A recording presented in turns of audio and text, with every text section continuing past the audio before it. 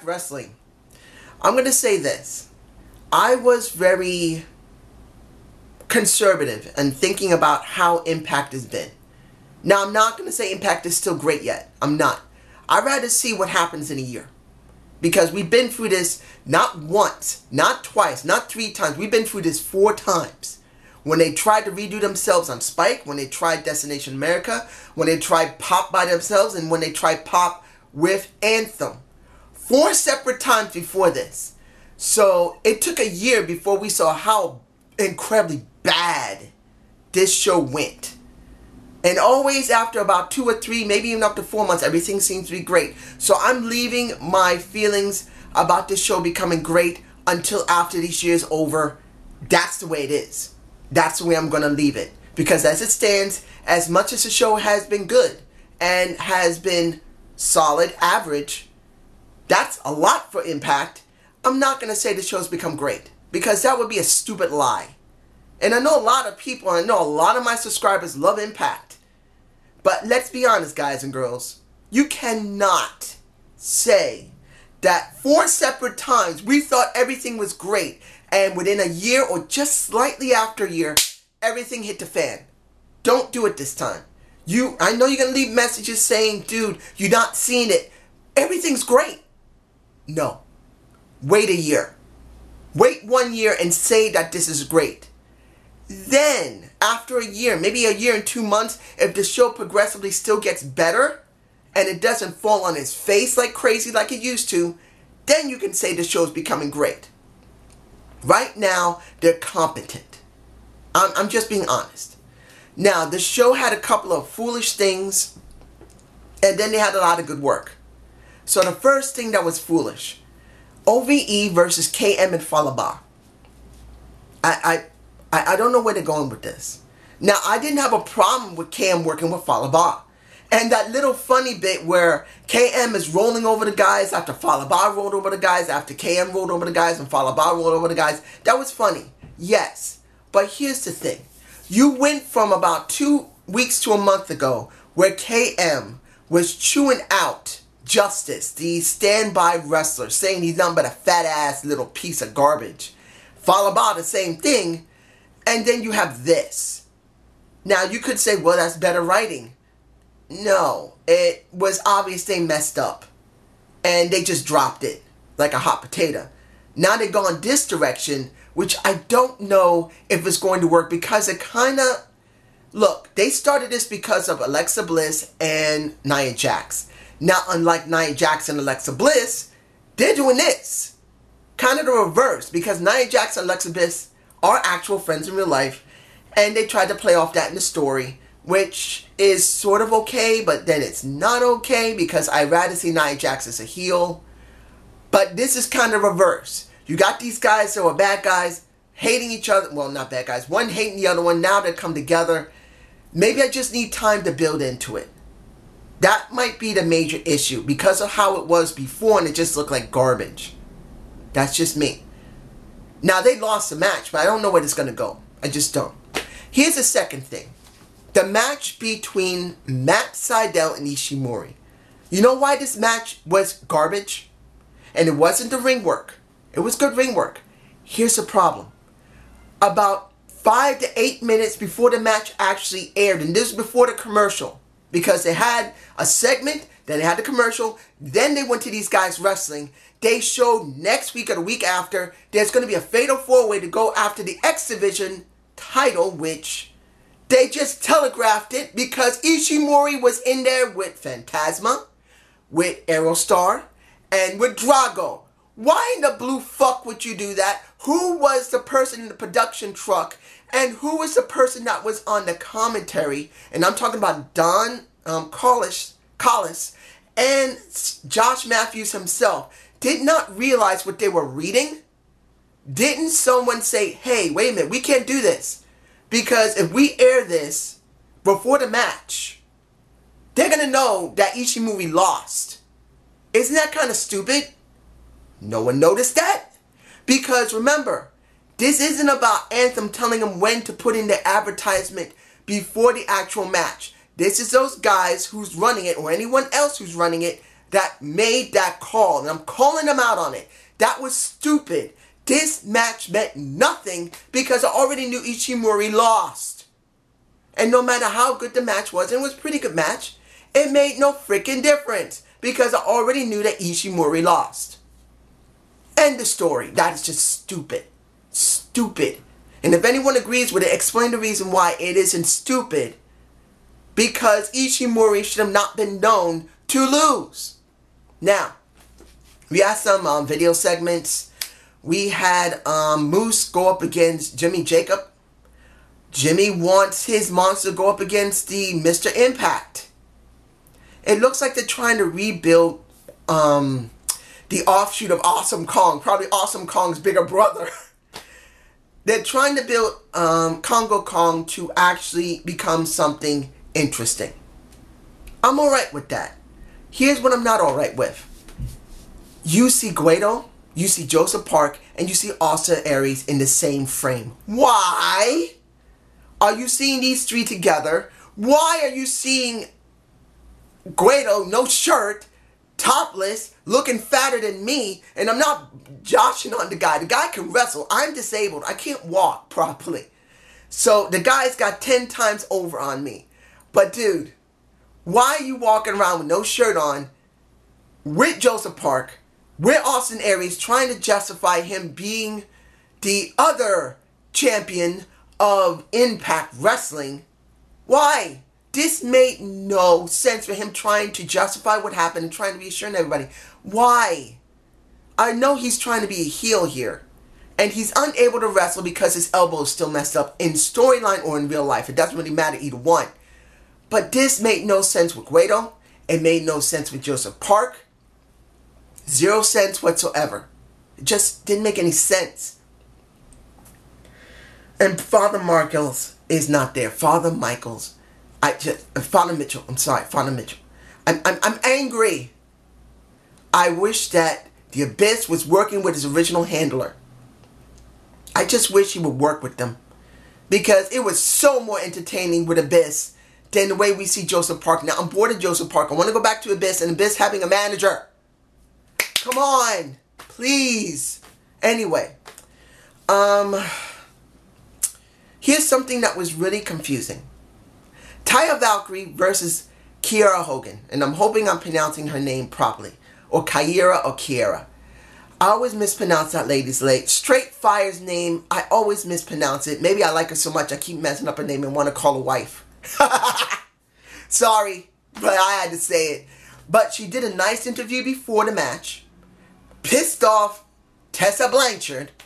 And we get a decent match from Tiya Valkyrie and Kyra Hogan. But then Tessa Blanchard come out, beat up on Kyra. And the person that I don't understand is not there, who's supposed to be over than all of them, is not seen at all. And that's, why is Tiya gone? Why? Why did she disappear? Why is she not there? Why are they emphasizing Tessa? Why not have Tessa go up against Tiya Valkyrie? Now, I'm not going, Kyra is the best option for Tessa. But wouldn't you think it would be better that they kind of built up into it? Wouldn't you think it would be better if they did something about it?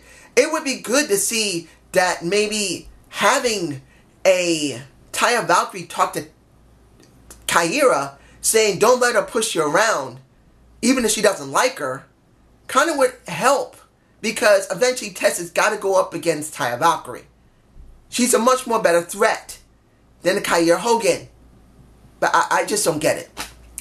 GSM actually worked out this time. The Global Wrestling Network actually did its job properly this time. You had a match with, and I have to say that the Brian Cage video pack before the match was nice. I enjoyed it. It was very well done. Then we went to Australia with a fatal four-way with, I can't remember all the guys' name, but there was one guy there that had hair to the sides of his head. I don't even know if I got that picture. If I do, I'll put it in my face. The guy was funny as hell. He was funny. You know who he reminded me of? A younger, Eric Young. That's who he kind of made me think of. Eric Young a little bit. In the end, I wasn't surprised that Brian Cage won. They're pushing him. But still, it was not a bad segment, and it was actually good to see the Global Force Network be used properly in this case. I understand you want to show some videos once in a while of older stuff so you will make people interested in network. But one, you don't make them longer or up to 10 minutes. 3 to 5 minute little clips. 3 minutes is the best. 5 minutes is pushing it. But 3-minute video packages from the Global Wrestling Network is fine. Not 10 minutes. And better yet, if you're going to go beyond that, use it wisely. If you're going to have something you know that's going to be from another promotion, put it on the network and then show it here in a 8 to a 6 minute or even 10-minute segment if it's important to help a character like a Brian Cage. I'm fine with it.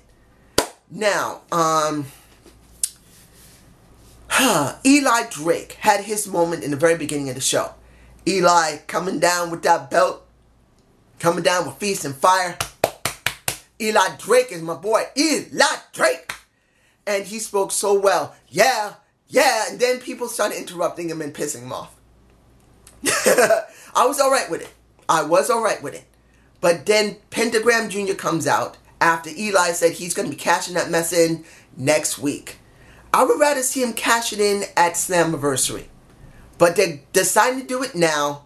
I guess it's because it's nearing the time for Lucha Underground to come back, and Pentagram Jr. is going to be going to Lucha Underground.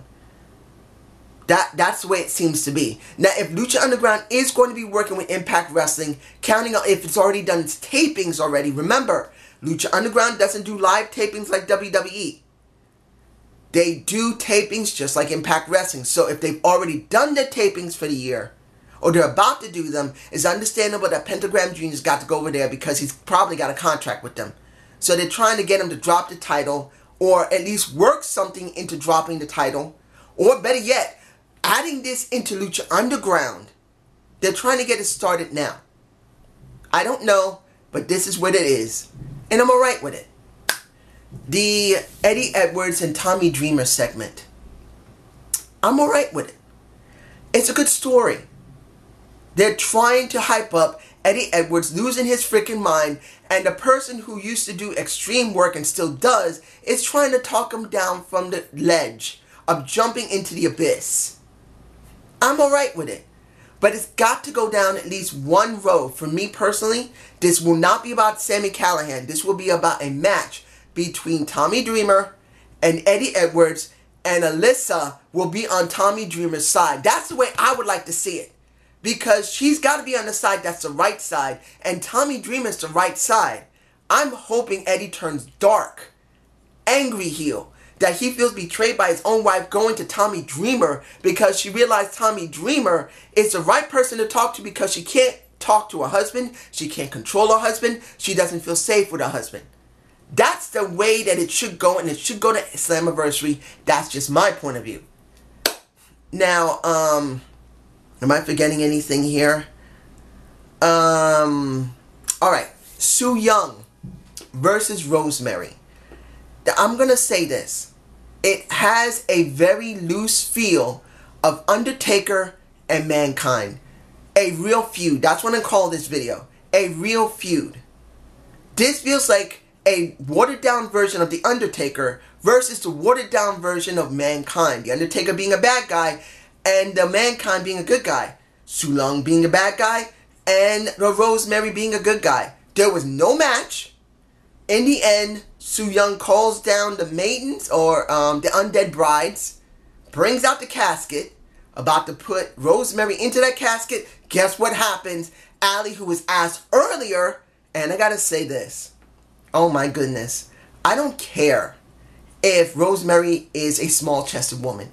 Whatever she got there, it looks nice. I'm just saying. That seafood net top looked lovely. Unfortunately, I can't get a pic. Whatever picture I have is what you see. But in the end, what you get is, and how can I say this? You have a very well-crafted fight going through the table and then put into the casket segment.